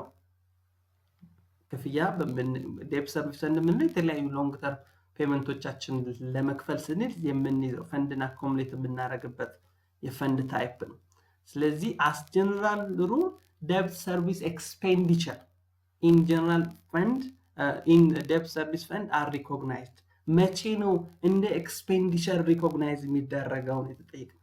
ስለዚህ መልሳችን ምንድነው የሚሆነው when the debt payment is due ነው ልክ ፔመንቱ ዲው በሚሆንበት ጊዜ በሚደርስበት ጊዜ በዛ ታይም debt service expenditure ነው ሪኮግናይዝ ማድረግ እንችላለን ማለት ስለዚህ መልሳችን ምን ይሆናል ይሄ ነው የሚሆነው ማለት Okay, next, which one of the following is not considered as one of the basic questions of corporate finance? The corporate finance it is not a basic consider my own. When the corporate finance issue basic question. So A, how much inventory should the firm sell in the period? B, how can the firms raise cash from required capital expenditure? C, how long-lived assets should the firm invest in? D, how should the short-term operating cash flow be managed? ለዚህ መልሳችን A ነው የሚሆነው ምክንያቱም three main questions in corporate finance are capital budgeting, which is long-lived asset ላይ ኢንቨስት የምናደርገው ማለት ከሲ ላይ የተገለጸው ካፒታል ስትራክቸርስ በዴብት እና በኢኩዊቲ ፋይናንስ መካከል ያለው ትክክል ነው ይሄ ሌላኛው working capital management ዲል የተቀመጠው how should the short term operating cash flow is managed የሚለው ማለት ነው ስለዚህ መልሳችን ቤዚካል question ያለው ነው የትኛው ነው ለኮርፖሬት ፋይናንስ A ነው how much inventory should the firm sell in the period የሚለው ማለት Okay, next, an entity imported machinery to install its new factory premise before the year ends. ስለዚህ ድርጅቱ ማሽነሪ ገዝቶ ፋክተሪው ባለበት ቦታ ምን ማድረግ ፈልጓል ኢንስቶል ማድረግ ፈልጓል ነገር ግን however due to the circumstance beyond its control the machinery was delayed by few months but reached the factory premise before the year end. ስለዚህ በተለያዩ ምክንያቶች ዲሌይ አድርጓል እቃውን ኢምፖርት ስናደርግ ማለት while this was happening the entity learned from the bank that it was being charged interest on loan it had taken to fund the cost of machinery. So what is the proper treatment of freight and interest expense? ስለዚህ አሁን interest expense cost of machinery ላይ መደመር እንችላለን ወይም አንችልም የሚል ኮንሰፕት ማስተዋወሳለን freight already እንደምራለን የትራንስፖርት ወጪው የሚደመር ነው freight cost ነገር ግን interest expense can be capitalized or not የሚለው መመለስ አለብን ምክንያቱም interest expense capitalized የሚሆነው self constructed ለሆኑ አሴቶች ነው ለምሳሌ ቢልዲንግ ከሆነ ራሳችን ተበድረን የምንሰራ ከሆነ we can capitalize that ማለት ነገር ግን በዚህ ኬዝ መልሳችን ምን እንደሚሆነው freight charge should be capitalized but interest cannot be capitalized under this circumstance ማለት ምክንያቱም interest capitalized የሚሆነው ብዙ ጊዜ self constructed ለሆኑ አሴቶች ስለሆነ ማለት ስለዚህ መልሳችን C ይሆናል Okay, next, on February 7, 2023, Project B required an investment of per 750,000, which will be give a return of first year per 250,000 and second year through fourth year per 300,000 and fifth year per 100,000. If rate ምን ያክል ቢሆን required rate ስንት ቢሆን 12% ቢሆን what is the net present value? Net present value ምን ያክል ይሆናል? ስለዚህ ለፕሮጀክት ቢ ኢኒሻል ኢንቨስትመንት 700,000 ብር ያስፈልጋል በመጀመሪያው ዓመት 200,000 ብር ሪተርን አለው ከሁለተኛው እስከ አራተኛው ዓመት 300,000 ብር ሪተርን አለው አምስተኛው ዓመት 100,000 ብር ሪተርን አለው ሬት ኦፍ ሪተርን 12% ቢሆን ኔት ፕሬዘንት ቫልዩ ምን ያክል ይሆናል የተጠየቀው ስለዚህ ኔት ፕሬዘንት ቫልዩ ፎርሙላችን ይሄ ነው cash flow of the first year divided by 1 plus r the power of 1 cash flow of the second year divided by 1 plus r the power of 2 cash flow of the second እንዲህ ያለ ከዛ ሁሉም እንደምርና ኢኒሻል ኢንቨስትመንቱን ስንቀንስ the net present value ጠቅላላ ከኢንቨስትመንቱ የምናገኘው ወደፊት የምናገኘው ወደ ፕሬዘንት ቫልዩ አምጥተን ኔት ፕሬዘንት ቫልዩ በመንሰራበት ስለዚህ ምን እናደርጋለን በዚህ መልክ እንሰራለን ማለት 200,000 የመጀመሪያው 150,000 የመጀመሪያው ዓመት ነው 300,000 ነው ስለዚህ 1 plus 0.12 the power of 1 the power of 2 the power of 3 the power of 4 ነው the power of 5 ነው አምስተኛው ዓመት 100,000 ነው ዜን ሁሉ ምን ሰራና ምን ስንት እንቀንስበታለን ኢኒሻል ኢንቨስትመንታችን 750,000 ከሆነ ስለሆነ 750,000 ስንቀንስ መልሳችን ስንት ይሆናል ማለት ነው A ይሆናል 543330.25 the net present value of ለሚቀጥሉት 5 ዓመታት ከዚህ ኢንቨስትመንት እናገኘዋለን እንለው ትርፍ ኔት አማውንቱ ወደ ፕሬዘንት ቫልዩ ስናመጣው ከዛሬ ስንት ብር ጋር እኩል ይሆናል ማለት ነው? ከ543331 ብር ጋር እኩል ይሆናል። ስለዚህ መልሳችን ኤ ይሆናል። ኦኬ ኔክስት the risk structure of interest rate is ስለዚህ risk structure of interest rate ምንን ያሳየናል የተጠየቀው። ስለዚህ always risk structure of interest rate በምንጠይቅበት ጊዜ የሚያሳየን ምንድነው? the relationship among interest rate of the bond with the same maturity. the relationship among interest rate of different bond የተለያዩ ቦንዶች አሉ the same maturity ያላቸው ነገር ግን ኢንተረስት ሬታቸው ይለያያል። ለምንድን ነው? if they have the same maturity interest ሬታቸው ወይም yield አማውንታቸው ለምንድን ነው የሚለያየው የሚለው የሚያሳየን risk structure የምንለው ማለት። ስለዚህ መልሳችን ኤ ነው የሚሆነው። so the risk structures of interest rates explain why the bonds of the same maturity but issued by different economic entities have different yield or interest rate የሚለውን የሚያሳየን the same maturity ኖራቸው የ5 ዓመት ቦንድ ሆነው ነገር ግን ይልዱ አንደኛው 10% ይሆናል፣ አንደኛው 20% ይሆናል፣ አንደኛው 30% ይሆናል። ለምን የሚለው ኢንዲኬት የሚያደርገው ወይም ያንን ለማየት የምናዘጋጀው ሪስክ በተለይ ግራፍ ምናምን አድርገን የምናዘጋጀው። Okay, next, which one of the following is the theory that a firm should borrow up should borrow up to the point where additional tax benefit from an extra dollar of the debt equal to the additional cost associated with the financial distress from the additional debt ማለት። ስለዚህ የተለያዩ ከዲቪደንድ ከካፒታል ስትራክቸር ጋር ያሉ ቲዮሪዎች አሉ። ስለዚህ ከነዛ ውስጥ the theory that the firm should borrow ፊርሙ መበደር ያለበት up to the point where $1 በብድር ስናመጣ የምናገኘው ቤኔፊት አለ አይደል? ምክንያቱም ታክስ አድቫንቴጅ አለው፣ ሊቨሬጃችንን ያሳድግልናል። ስለዚህ ጥሩ ነው ተበድረን መስራታችን። ስለዚህ $1 for one extra dollar for the debt equal to additional cost አንዷን ብድር በማምጣታችን ደግሞ ፋይናንሻል ዲስትረስ ውስጥ እንገባለን። ምክንያቱም ፋይናንሻል ሪስክ ውስጥ የገባን ምክንያቱም ብድር ባደገ ቁጥር በጣም ብድሩ ከፍ ባለ ቁጥር የደብት መጠኑ ከፍ ያለ በመጣ ቁጥር ፋይናንሻል ዲስትረስ ውስጥ የገባን ነው፣ ፋይናንሻል ሪስካችን ከፍ ስለሚል ማለት። ስለዚህ እኚህ እኩል እስከሚሆኑ ድረስ ነው መበደር ያለብን የሚለው ቲዮሪ የትኛው ነው የተጠየቀው። ስለዚህ መልሳችን ምንድነው የሚሆነው? static theory of the capital structure ይሄንን ነው የሚለው።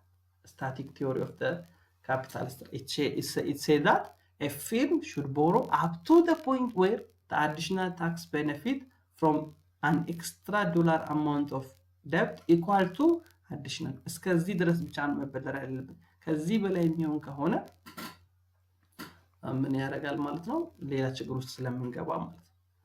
Okay, so the theory that the firm's capital structure determined by trade-off the value of tax shed against the cost of bankruptcy being ነገር ግን ሌሎቹ ለምሳሌ እዚህ ጋር ኤምኤም አፕሮች ዊዝ ታክስ 1 2 ዊዝአውት ታክስ ተብሏል። ስለዚህ እነዚህን አንብቧቸው። ተደጋጋሚ ሞዴሉም ላይ ኤግዚቲቭ ኤግዛም ላይ ከነዚህ የተገናኙ ጥያቄዎች ስለሚመጡ ኤምኤም አፕሮች 1 ዊዝ ታክስ ምንድነው? ኤምኤም አፕሮች ዊዝአውት ታክስ፣ ኤምኤም አፕሮች 2 ዊዝ ታክስ፣ ኤምኤም አፕሮች ኤምኤም ፕሮፖዚሽንስ or approach no tax የሚለውን እነዚህን በደንብ ይዋቸው።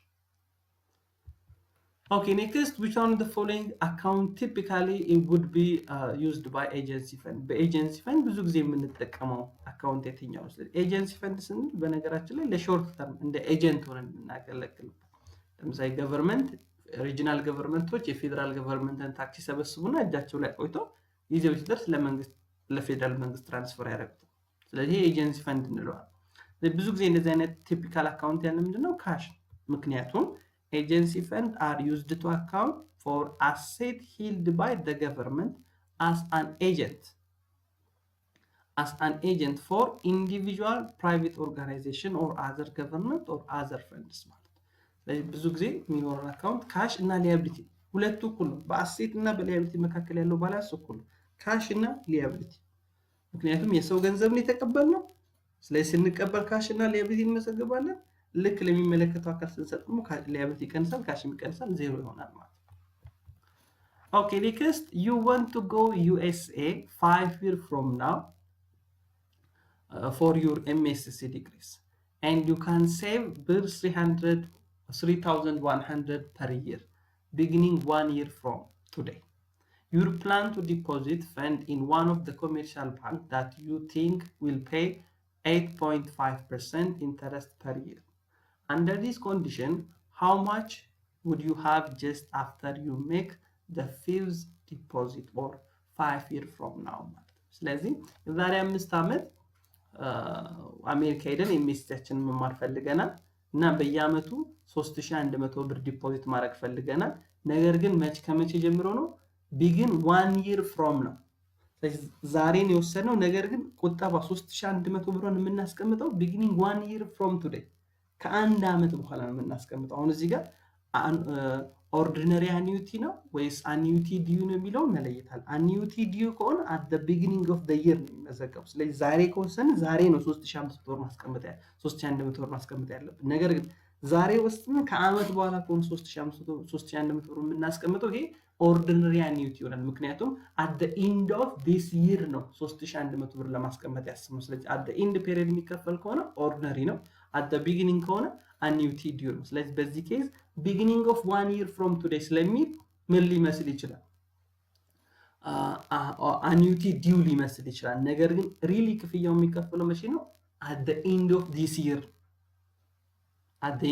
year ስለዚህ beginning 1 year from now ስለሚል ማለት ስለዚህ ordinary annuity መሆኑን እንዳንረሳ ስለዚህ ምን የተጠየቅነው future value ነው የተጠየቅነው ማለት future value ነው የተጠየቅነው ስለዚህ መልሳችን ዲ ይሆናል ለምን ዲ የሚሆን ምክንያቱም ኦርዲነሪ አኒዩቲ ነው ፊውቸር ቫልዩ ነው የተጠየቅነው እስከ 5 አመት በኋላ የሚኖረውን አማውንት ነው የተጠየቅነው how much should you have just after you make fifth deposit or 5 years from ከ5 አመት በኋላ ምን ያክል ገንዘብ ይኖራቸዋል ነው የተጠየቅነው ስለዚህ ስንት ይሆናል ማለት ነው 18369 ምክንያቱም ordinary annuity ላይ future value divided ለማግኘት constant payment 1 plus i the power of n minus 1 እናደርጋለን constant paymentታችን 3100 ነው 1 plus 0.0 እዚህ ጋር 08 ነው ይቀርታችኛው 0.08 ነች 0.085 the power of n ናችን 5 ነው minus 1 divided by 0.085 ስናደርገው 18369 ይሆናል ማለት ነው okay Next, a company used a perpetual inventory system. An inventory record card showed the following details. The perpetual inventory system ነው የሚጠቀመው ካምፓኒው እና ዲቴል ዳታዎች ተሰጥተው ለምሳሌ ጃንዋሪ 1 ኢንቨንተሪ ባላንሱ 5000 ዩኒት ነው የተገዙት ደግሞ at a cost of 10 ብር ነው ነገር ግን ጃንዋሪ 15 ላይ we sold 1000 ዩኒት ሸጠናል በስንት ብር በ25 ብር ሸጠናል Again, February 10 purchase arganal 3000 unit purchase arganal at a cost of 20 ብር Next on June 3 we sell 6000 of unit at a ብር of 25 ብር ሸጠናል ስለዚህ in perpetual inventory system what is the cost of goods sold as of June 3 sale ነው የተጠየቀው የጁን 3 cost of goods sold ምን ያክል ይሆናል ካምፓኒው ፊፎ ሜተድ ቢጠቀም እንዳትረሱ perpetual inventory ነው አገኝ ደግሞ ምንድነው ፊፎ ሜተድ ቢጠቀም ነው የተባለው ስለዚህ እንደዚህ አይነት ጥያቄ በምንጠይቅበት ሰዓት መልሳችን ኤ ይሆናል ለምዶ ኤ የሚሆነው በዚህ መልክ እንሰራለን ለምሳሌ ቢጊኒንግ ኢንቨንተሪያችን 5000 ሲባዛ በኮስቱ 10 ስለሆነ 50000 ብር እናስቀምጣለን ኔክስት ምን አደረግን ጃንዋሪ 15 ላይ 1000 ዩኒት ተሽጧል ስለዚህ 1000 ዩኒት ኮስቱ 10 ስለሆነ በ10 10000 ይሆናል ኮስት ኦፍ ጉድስ ሶልድ ኔክስት ከ5000 ላይ 1000 ሲሰጥ 4000 ይቀራል ዘይን በ10 40000 ይሆናል ማለት ኔክስት ፌብሩዋሪ 10 ላይ we purchase 3000 unit at a cost of 20 ብር ስለዚህ 60000 ይሆናል ምን አደረግን እዚህ ጋር 4000 ይቀራል ነበር ከጃንዋሪ 1 ዘይን 3000 አሁን ፌብሩዋሪ ላይ ገዛ ነው አለ እሱን እናስቀምጣለን ማለት ዘይን ጁን 3 ላይ ደግሞ 6000 ዩኒት ሸጠናል በስንት ብር? በ25 ብር። እኛ ግን ኮስት ኦፍ ጉድ ሶልድ ስለሆነ የምንፈልገው ፊፎ ስለሆነ ስሩ የተባለው 6000 ዩኒት ነው። ስለዚህ ያለን ከጃንዋሪ 4000 አለን፣ ከፌብሩዋሪ 3000 አለን። ስለዚህ መጀመሪያ የጃንዋሪን 4000 እንሸጣለን። በ10 ብር ኮስት 40000 ይሆናል ኮስቱ። ኔክስት ከፌብሩዋሪ ግዢ ላይ ደግሞ 6000 እንዲሞላ 2000 እንወስዳለን ማለት ነው። 2000 እንወስዳለን። ኮስቱ ስንት ነው? 20 ነው። ስለዚህ 40000 ይሆናል። አጠቃላይ ከጃንዋሪ ጀምሮ ያለው ኮስት ኦፍ ጉድ ሶልድ ስንደምረው 90000 ነው የሚሆነው። ነገር ግን የተጠየቅነው እኛ የጁን 3ን ስለሆነ የጁን 3 ኮስት ኦፍ ጉድ ሶልድ የሁለቱ ድምር ይሆናል። ጁን 3 ላይ የተሸጡት ሽያጮች ያላቸው ኮስት ኦፍ ጉድ ሶልድ የተጠየቀ። ስለዚህ 6000 ዩኒት ነው። ኮስት ኦፍ ጉድ ሶልድ ደግሞ ስንት ይሆናል ማለት ነው? 80000 ይሆናል ማለት ነው። ኦኬ ኔክስት its entities IQ had a plantation forest that is likely to be harvested and sold in 30 years, in which the income be accounted for.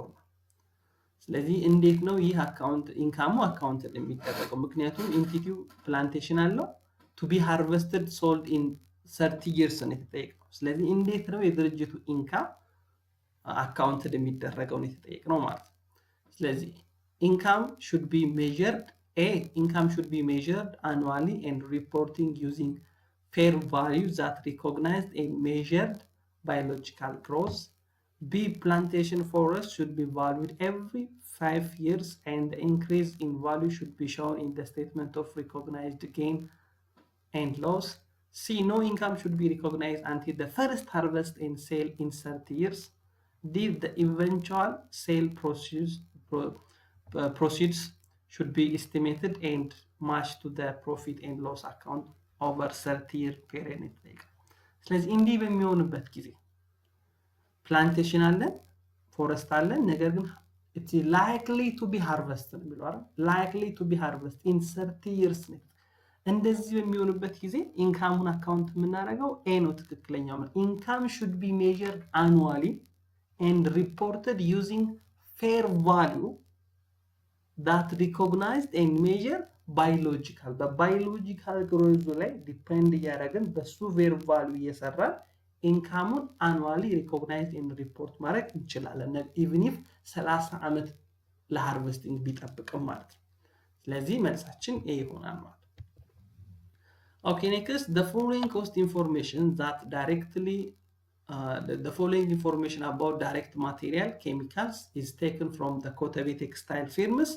So chemical on hand on January 1 beginning material ስንት አለ? 100 ሺህ አለ። chemical on hand at January 31st 2020 ስንት አለ? ending material 80 ሺህ አለ።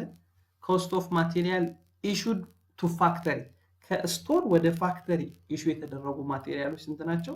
400 ሺህ ናቸው። ነገር ግን ከነዚህ ውስጥ ከ400 ሺህ ውስጥ ምን ያክሉ ተመልሷል? 30 ሺህ ሪተርን ነው። excess of chemicals returned from factory to shop store during January month. ስለዚህ ጠይቀው ምንድነው? what is the cost of direct material purchase during the period month? በዚህ ፔሪየድ ውስጥ ለዳይሬክት ማቴሪያል ፐርቼዝ የወጣው ኮስት ምን ያክል ነው የተጠየቀው። ስለዚህ ምን እናደርጋለን? መሳችን ሲሆናል ለምዶ ሲሆን ምክንያቱም ዳይሬክት ማቴሪያል ዩዝድ ማለት ቢጊኒንግ ዳይሬክት ማቴሪያል ፕላስ ዳይሬክት ማቴሪያል ፐርቼዝ ማይነስ ኢንዲንግ ዳይሬክት ማቴሪያል ማለት ነው። ስለዚህ እኛ የምንፈልገው ማንን ነው? ዳይሬክት ማቴሪያል ፐርቼዝ ነው። ስለዚህ ዳይሬክት ማቴሪያል ፐርቼዝን ለማግኘት ምን ማድረግ እንችላለን? ዳይሬክት ማቴሪያል ዩዝ ፕላስ ኢንዲንግ ዳይሬክት ማቴሪያል ማይነስ ቢጊኒንግ ዳይሬክት ማቴሪያል ማድረግ እንችላለን። ስለዚህ ዳይሬክት ማቴሪያል ዩዙ ስንት ይሆናል? 370 ሺህ ይሆናል። ለምን ነው 370 ሺህ የሚሆነው? ምክንያቱም 400 ሺህ ኢሹ ተደርጎ 30 ሺህ ተመልሷል ማለት 370 ሺህ ተጠቅመናል ማለት ነው። ስለዚህ ኢንዲንግ ዳይሬክት ማቴሪያል ስንት አለ? 80 ሺህ ኬሚካል አለ። የ80 ሺህ ብር ኬሚካል አለ። ቢጊኒንግ ዳይሬክት ማቴሪያል ደግሞ ስንት አለ? የ100 ሺህ ቢጊኒንግ ዳይሬክት ማቴሪያል ነበር። ስለዚህ ለአጠቃላይ ለኮስት ኦፍ ዳይሬክት ማቴሪያል ያወጣ ነው ወጪ ምን ያክል ነው ማለት ነው? 350 ሺህ ነው ማለት። ስለዚህ መልሳችን ሲ ይሆናል ማለት ነው። Okay, next assume that two companies wish to engage in a business combination. ስለዚህ ሁለት ካምፓኒዎች በቢዝነስ ኮምቢኔሽን አንድ ላይ መሆን ፈልገዋል involving a share exchange ማለት So once the share exchange is consummated, each shareholders group will have an equal numbers of voting. ስለዚህ ከቢዝነስ ኮምቢኔሽን በኋላ ሁለቱም ሼሮች ቢዝነሶች ምን አላቸው? እኩል ቮቲንግ ራይት አላቸው። 50-50 አላቸው ማለት 50-50 voting right አላቸው። So which one of the following best describe the course of action that must be taken under this circumstance? So A, the board of directors of both company must enter into discussion to agree which party will be acquired. ስለዚህ የትኛው ፓርቲ ነው አኳየር የሚለውን አናውቅም ማለት። ስለዚህ በዚህ ሲቹዌሽን እንዴት ነው ዲተርማይን ማድረግ ያለብን የሚለውን ስናይ ኤ የሚለው ምንድነው ቦርድ ኦፍ ዳይሬክተራቸው የሁለቱ ድርጅቶች ቦርድ ኦፍ ዳይሬክተር ተሰብስበው የትኛው አኳየር እንደሆነ ገዢ እንደሆነ የትኛው ተገዢ እንደሆነ መወሰን አለባቸው ነው የሚለው።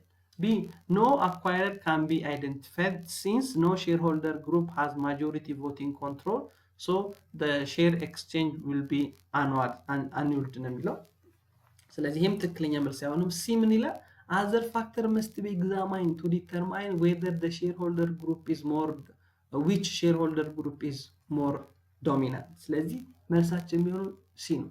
ይህ ሼር ቮቲንግ ራይታቸው እኩል ስለሆነ አንዱ አኳየር አይደለም አንዱ አኳየር ብለን ዲተርማይን ማድረግ አንችልም። እኩል ስለሆነ ሌላ ሰርከምስታንስ ሌላ አግሪመንቶቻቸውን ሌላ ስምምነቶቻቸውን በደንብ ማየት መቻል አለብን። ያ ሲሆን ምን ይነግረናል? የትኛው አኳየረር ነው የትኛው አኳየሪ ነው የሚለው የበለጠ ይነግረናል ማለት። ስለዚህ መልሳችን ምንድነው የሚሆነው? ሲ ነው የሚሆነው። other factor must be examined to determine which shareholder group is more dominant የሚለውን ለማወቅ ማለት። Okay, next, among the following which one is tax deductible expense in the Ethiopian tax system? በኢትዮጵያ ታክስ ሲስተም ውስጥ ዲዳክተብል ተቀናሽ የሆነ ኤክስፔንስ የትኛው? ተቀናሽ ኤክስፔንስ የምንላቸው ለምሳሌ ዳይሬክት ኮስት የምንላቸው ኮስት ኦፍ ጉድስ ቀጥተኛ ምርቱን ከማምረት አገልግሎቱን ከመስጠት ጋር የወጡ ወጪዎች በሙሉ ምንድን ናቸው? ተቀናሽ ናቸው አይደል? ለሰራተኛ ደሞዝ፣ ለማቴሪያል፣ ለቤት ኪራይ እንደዚህ ከፈልናቸው direct expense ስለሆኑ it should be deductible። ስለዚህ ከነሱ ውስጥ የሆነ የትኛው ነው?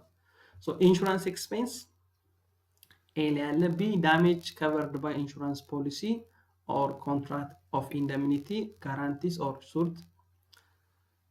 C, depreciation expense on building computed in line with IFRS using the unit production method ወይም unit activity method የምንለው ነው። D, an expenditures of capital natures። ስለዚህ በኢትዮጵያ የታክስ ህግ መሰረት ተቀናሽ የሚሆን ኤክስፔንስ የትኛው ነው? ከዚህ ውስጥ ኢንሹራንስ ኤክስፔንስ። በኢንሹራንስ ከቨር የተደረገ ኤክስፔንስ። ዲፕሪሲዬሽን ከስትሬት ላይን ሜተድ ውጪ በዩኒት ፕሮዳክሽን ሜተድ ወይም በዩኒት አክቲቪቲ ሜተድ ብንሰራ ተቀናሽ አይሆንም። ለተለያዩ ካፒታል ኔቸር ያወጣናቸው ወጪዎች እንደ ኤክስፔንስ ተቀናሽ አይሆንም። ስለዚህ የትኛው ነው ማለት ነው? ኢንሹራንስ ኤክስፔንስ ይሆናል ማለት ነው። Okay, next, on December 31st, 2022, a diamond companies report net income of BIR 50,000 and sale BIR 200,000. The company also reported the beginning and ending account receivable at BIR 20,000 and BIR 25,000 respectively.